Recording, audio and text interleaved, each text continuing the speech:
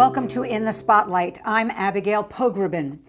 Anthony Julius is a prominent British lawyer and academic, best known for representing Diana, Princess of Wales, and my friend Deborah Lipstadt in her case about Holocaust denial, which he roundly won, among many other high-profile clients. He serves as a trustee on several charitable and nonprofit organizations, including the Institute of Jewish Studies, and he is the honorary solicitor to the Foundation for Jewish Heritage. Anthony is the deputy chairman at the law firm of Mishkan de Rea in London. As a recognized academic, he now holds the chair in Law and Arts in the Faculty of Law, University College London. He is a noted author who has written extensively on law, literature, art, and culture. His most recent book, which we are going to talk about today, is called Abraham, the First Jew. It was published in February 2025. Welcome to the broadcast, Anthony, from across the pond, as they say. Nice to see you. I'm a big admirer. Let's just start with why Abraham now. It's not like Abraham's in the news these days. Where's the news peg for Abraham in your life or in your academic path? Well, he's not in the news now because he's been in the news since he walked the earth. Forever. And he's been in my life since I was about 8, and I first read the story in a cartoon book of the Bible my parents gave me, and I couldn't get beyond. I got absolutely through Cain and Abel without difficulty. Noah's flood didn't bother me at all, but I couldn't get beyond the story of a father volunteering to sacrifice his son, to kill his son. And I pushed the book to one side and didn't read on. And in fact, friends I've told this story to have said to me, do you actually know what happens in the Bible after the story of Abraham and Isaac? Something that bothered me, more than bothered me when I was 8, I was able to return to 60 years later in this book. So it's a very personal book. It comes from a very strong sense that I wish to settle my accounts with a story I first encountered as a child. And it's Yale University Press, and they have this series on Jewish lives, which is a wonderful series. Yep. They have contemporary figures, and I know David Wolpe, for instance, did King David. Yep. Your approach is very unique. Can you describe a little bit of sort of how the structure of the book and the approach in terms of the narrative? Well, so the structure of the book divides Abraham's life into 2 very distinct parts. The first part, which I call, just for ease of reference, Abraham 1, is his early life through to his middle years, where he thought his way through in a very traditional polytheistic society to a conviction there was only one God, and that set him apart from his community, from his fellow citizens, and then got him into serious trouble. And then the second part, which is where the Bible account of Abraham starts, where he'd abandoned his critical, public intellectual, challenge every received idea stance, and instead had become a man of faith, fully subordinating himself to God's command and instruction, and that's Abraham 2. And what I say is that Jewish life essentially is lived in that contradiction. On the one hand, we're very skeptical, challenging, independent-minded people. On the other hand, we have a very strong sense of solidarity with each other, and we care for each other, and we also have a sense of a duty which lies beyond the pursuit of our own interests, intellectual interests. I just want to unpack a little bit more in detail each of the Abrahams. First, where you're getting the information about Abraham 1, because what's so interesting is that we all sort of think, or many of us who have read the Torah think that's all we've got in terms of data, is Abraham in that early book. So just to, where again are you kind of doing your research in terms of the Abraham who was kind of pushing against norms, a little more iconoclastic and defiant? Okay, so this is a question really about my approach. I decided that I would treat the Torah account, the account in Genesis and Bereshit, as authoritative, and I wouldn't depart from the bright red lines that narrative draws around the character in his life. But in relation to every other source, I would make use of the information contained in it as it suited my purposes. So by those sources, I include the rabbinical tales, the rabbinical stories known as midrash, which supplement the Torah accounts. I include Moses Maimonides, the great medieval Jewish philosopher, who gives a very full account of Abraham's early life, as I described it in his mammoth work, the Mishnah Torah. And then I looked at other Jewish sources, Kabbalistic sources, commentaries, super commentaries, and so on, right through to secular Jewish accounts. And into that mix, I added my own conviction that the best way to tell this story was novelistically, to actually respect the dynamic of the relations between all the characters, not just Abraham, but his wife, his sons, his nephew Lot, and so on, and try and give each one their own voice. And let's start with his dad, because there really is that very kind of universal sort of struggle where his father's disappointed in him. Can you just give us a sense and bring in the smashing of the idols story, which, again, many people think comes from Sinai, is in the Torah? I know Nechama Leibovitz, the great teacher of Torah in Israel, used to take classes for IDF soldiers, mostly secular soldiers, in Torah studies. And on the first day, she would give them a copy of the Tanakh, of the Torah and the other works of the Hebrew scriptures, and say, find the story about Abraham smashing his father's idols. And they would look and they would look and they wouldn't find it. It's one of the best known stories of the Bible, and the twist is it's not in the Bible. It's a midrash. But it has tremendous, almost authoritative significance in our tradition.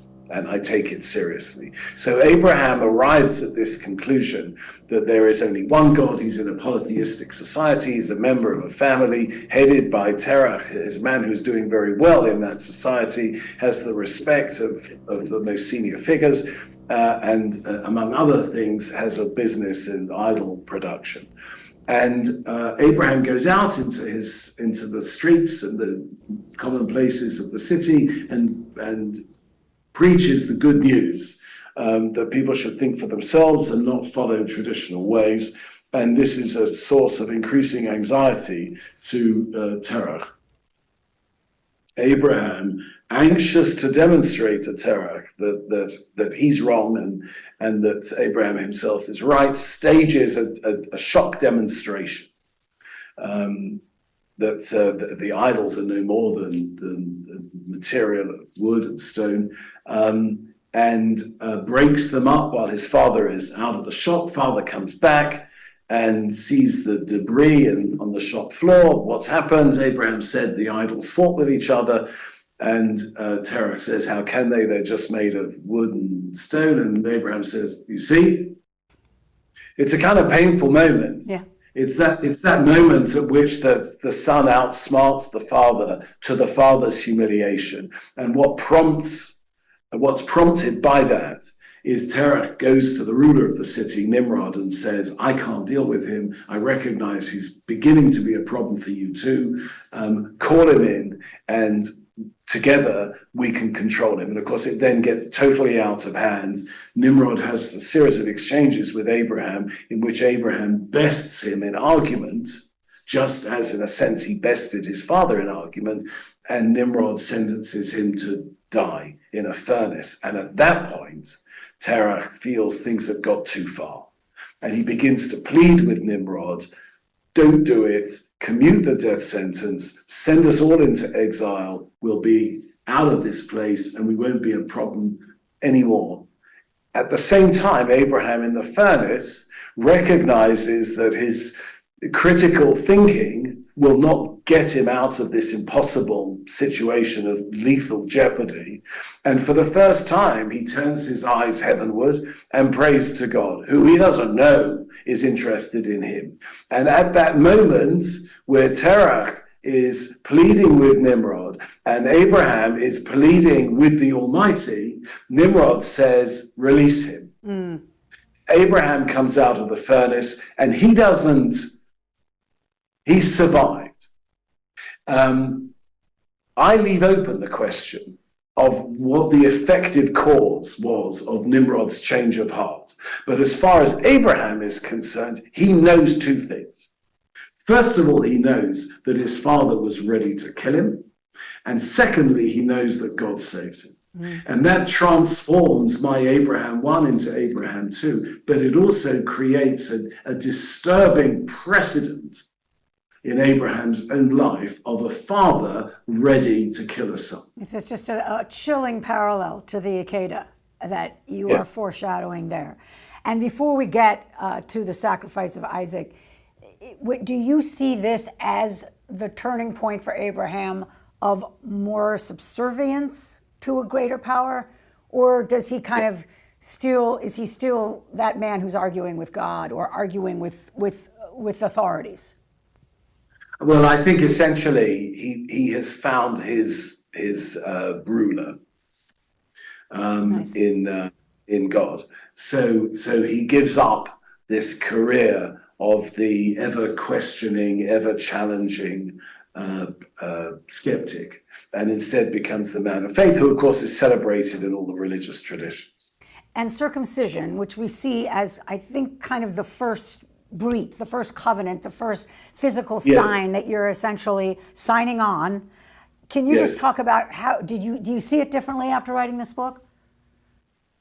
I think I don't see it differently, but I kind of feel that I deepen my understanding of circumcision, because what the two things that are significant, I think, about circumcision are, first of all, that no one would arrive at the decision to introduce circumcision as the end of a process of reasoning. You wouldn't set up and say, these are the premises of my argument, and then arrive at the conclusion, let's chop off the tip of the penis of every male. This is a JBS audience. Forgive the pun, of every male member of the religious community. You would not do that. So circumcision is an affront to precisely that first vocation of Abraham's, which is to subject every traditional practice to a rational interrogation. That's the first thing. The second thing that circumcision is it is an affirmation of a collective identity.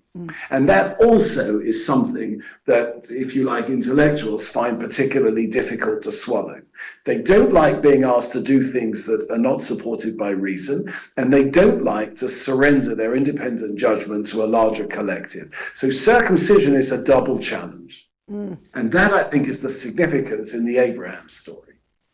I want to get to the sacrifice of Isaac. It's just one of the peak moments in the book, and it's just beautiful writing, not to mention it feels suspenseful, even though we know how it ends. I'm just going to read a small piece.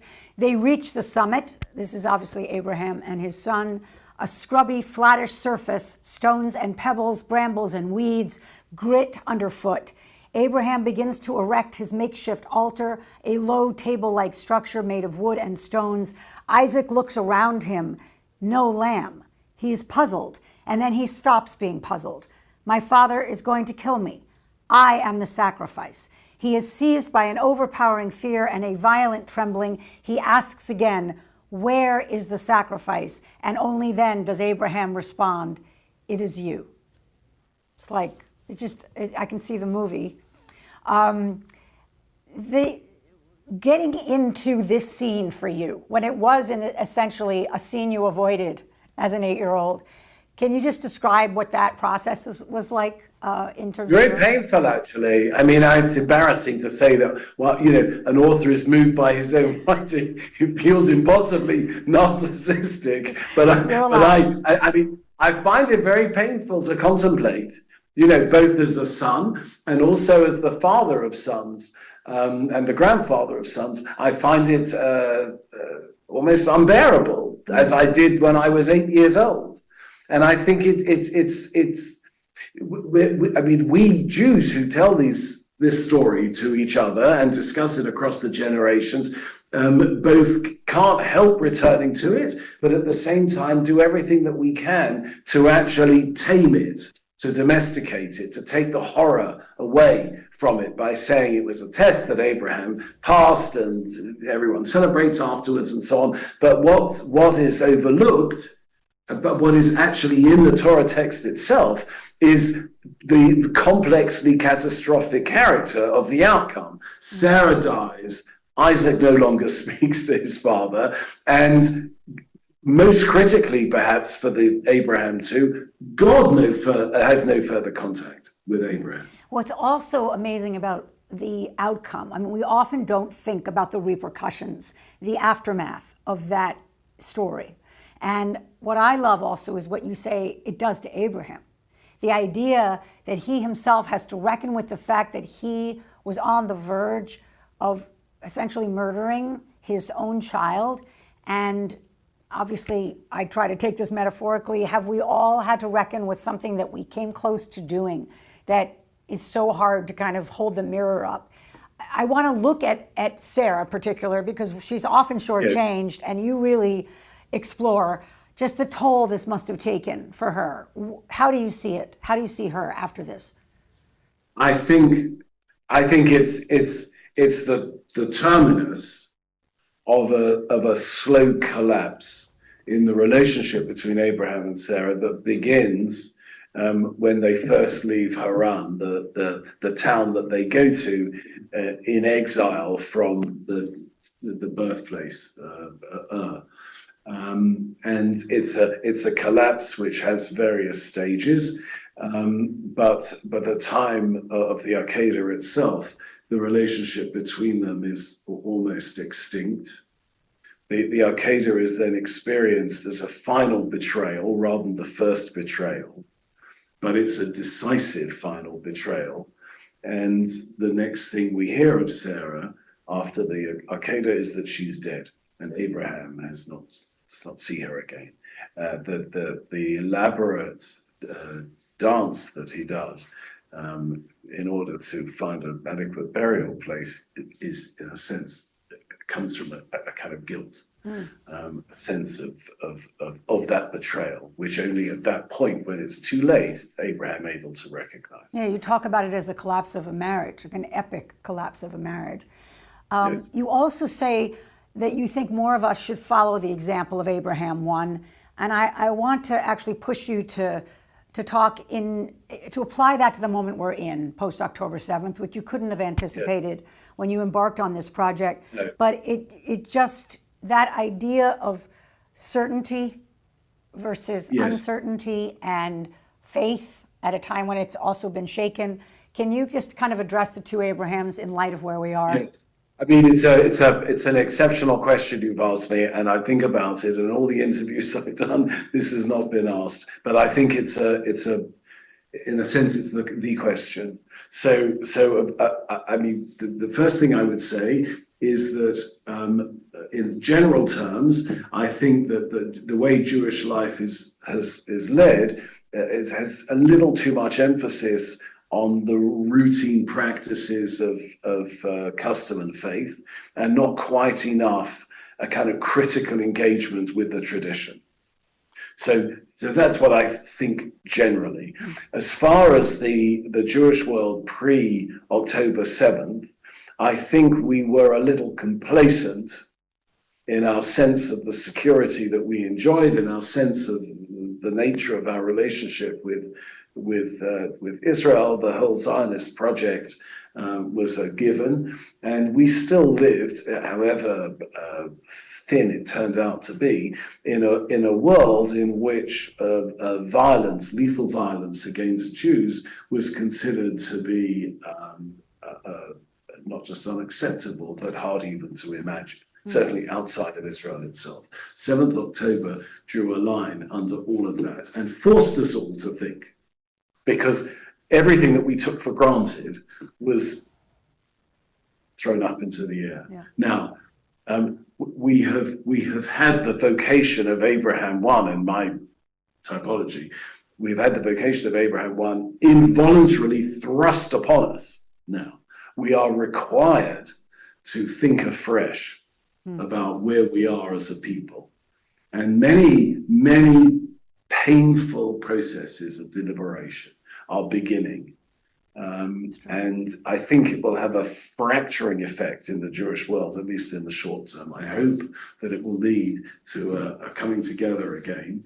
I think we need to be tolerant of each other as we work out where we are now, and not aid the anti-Semites among us when they see what looks like irresolvable divisions within the Jewish world. We have to be brave enough to interrogate those differences of opinion without worrying what will be made of them by our enemies. But I think we're in exceptionally, of course, difficult times. And I guess I have to end with just one of the many chapters you're famous for, which is the David Irving chapter. Again, with the lens of today, when I look at these Abrahams and what you are talking about, which is essentially a wake-up call for the Jewish community in multiple ways right now, and we are seeing denialism, not just of the Holocaust, but of October 7th, of the sexual attacks, of the murders themselves. I was listening to an interview in preparation for this where you said the Irving case with Deborah Lipstadt was a case you were sure to win because his position was so unsupportable. But we're seeing so much of this now. And I don't want to be alarmist, but it is alarming in my lifetime. I've never seen this sense of like, what is the truth? And maybe the truth isn't what you thought it was. So again, with having lived through this and won a case that many of us hold up as, a triumph for accuracy, where are we? Well, we were lucky in a sense, because that was a case that was brought by a Holocaust denier and was adjudicated on. Deniers, 7th October deniers, do not seek the adjudication by a court in the way that Irving did of their lies. And so, of course, with the aid of an internet that in the Irving case was only in its infancy, but now essentially has pushed aside every other medium of communication, the prospects of, so to speak, repeating the success that we had in the Irving trial are so remote as to approach zero.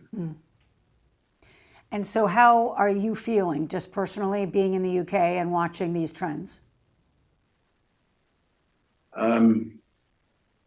I think I would actually adopt the formulation of the great Italian communist Antonio Gramsci, who said one should have an optimism of the will and a pessimism of the intellect. In other words, however gloomy you are in your thinking, you have to be resolute in fighting.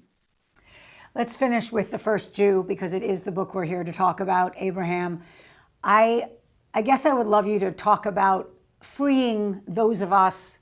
I'm just channeling many of our viewers who might say, I can't read something novelistic. I just want to know, did he live? Did he not live? Is the Torah true? Is it not true? I mean, there's not that people are so literal as to be closed-minded, but sometimes a little bit stuck in thinking a little more imaginatively out of the box. So help us get to read your book, open your book with a little more open-mindedness.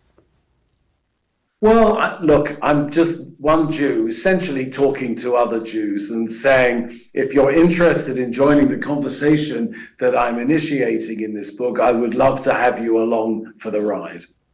Beautiful. Anthony Julius, thank you so much. The book is called Abraham, the First Jew. I'm Abigail Pogrebin for In the Spotlight. It's been good to be with you, and I'll see you next time.